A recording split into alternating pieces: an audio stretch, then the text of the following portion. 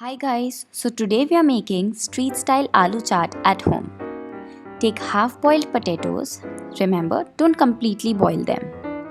Then shallow fry them until they turn crispy brown in color.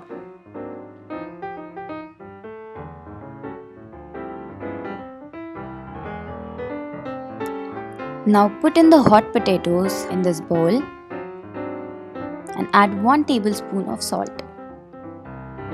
Add 1 tablespoon of red chili powder and 1 tablespoon of cumin powder. Add 1 tablespoon of raw mango powder, that is also known as amchur powder, and mix all the spices well with the potatoes. Now add green coriander chutney, tamarind or khati meethi chutney, and add lemon juice. Now add finely chopped onions and finely chopped green chilies to it.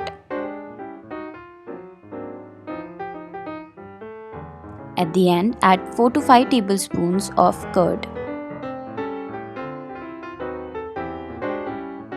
Now mix each and everything well. The potatoes are nicely coated with the marinade.